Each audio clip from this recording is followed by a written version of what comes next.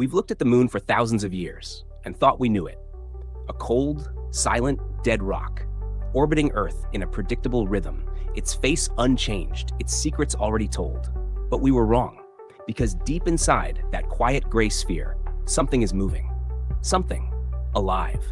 Not life as we know it, no plants, no creatures, but a living, breathing, churning force.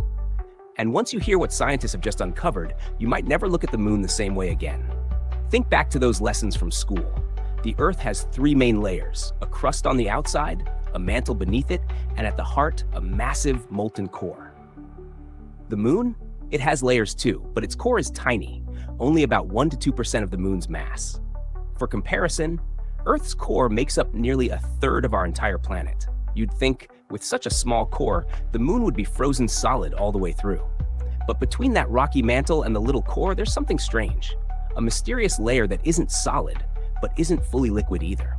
It's soft, it's partially molten, and it moves. Slowly, subtly, rhythmically, like a tide beneath the surface.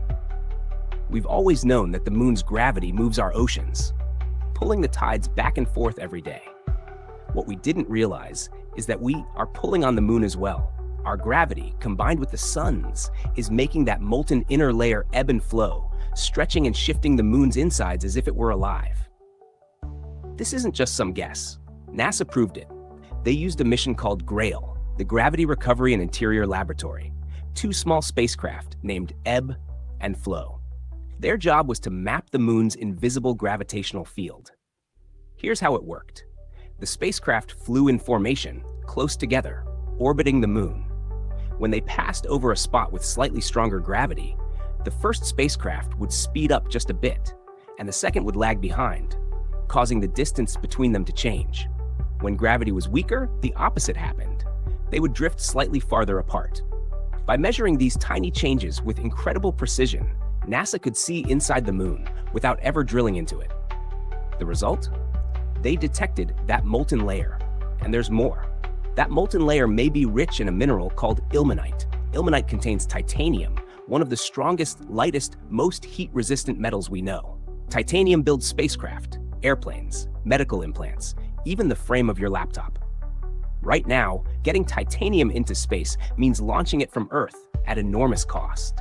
But if we can mine it directly from the moon, future astronauts could build bases, tools, and ships without relying on Earth at all. That changes everything. But there's another mystery. How is this molten layer still molten? The moon's core is tiny and much less active than Earth's. It produces very little heat. The moon is smaller, colder, with surface temperatures dropping to minus 200 degrees Fahrenheit at night. Logic says that molten layer should have frozen solid millions, maybe billions, of years ago. Yet it hasn't. Somehow, something is keeping it warm. That heat may be the key to understanding moonquakes. Yes, the moon shakes. Not as violently as earthquakes, but enough to rattle the surface. And if our supposedly dead moon is still moving inside, what about other worlds we've written off as lifeless? What could be hiding beneath their surfaces? The moon's surprises don't stop there, because above that molten layer, just under the surface, are colossal hidden structures. Massive caves, some so huge they could swallow entire skyscrapers. These aren't random holes, they're lava tubes. Tunnels formed billions of years ago when the moon was still volcanically active. Picture it, molten lava once poured across the moon's surface. The outside cooled and hardened into a roof, while the inside stayed molten and kept flowing. When the eruptions ended, the lava drained away, leaving behind empty tunnels. On Earth, we see these in Hawaii and Iceland. But on the moon, they're bigger.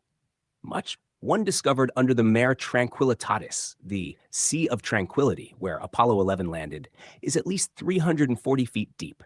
For millions of years, these tubes have been sealed, untouched, waiting. And here's the astonishing part. Some of them stay at a steady, comfortable 63 degrees Fahrenheit. Imagine that. A natural shelter, insulated from the moon's extreme heat and cold, protected from radiation, meteoroid impacts, and the harsh vacuum of space. Perfect for building a base.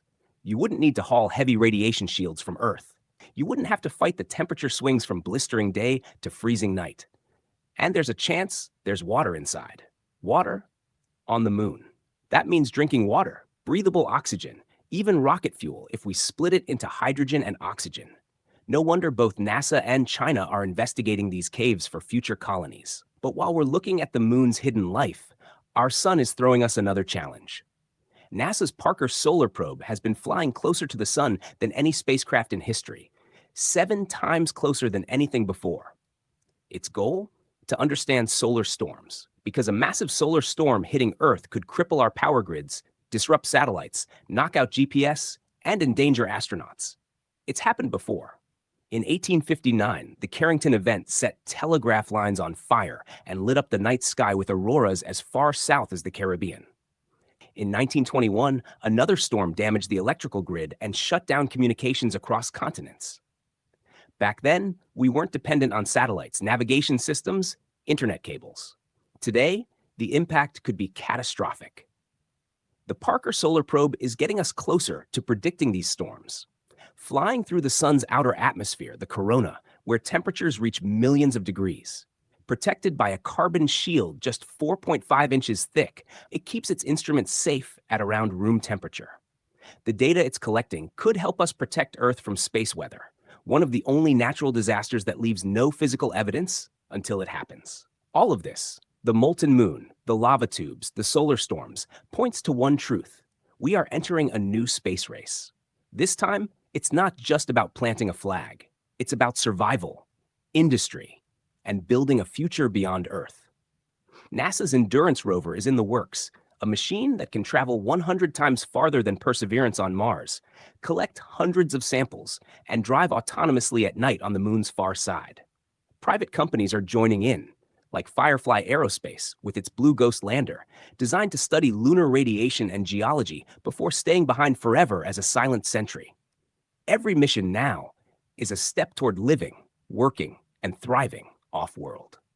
From molten titanium oceans beneath our feet to vast underground cities waiting to be built, the moon is rewriting its story. It is not dead. It is not silent. It is alive, breathing, changing, and waiting for us to return. The only question is, who will get there first, and what will they find? Waiting in the dark. What do you think the moon is hiding? Because the more we look, the more it looks back.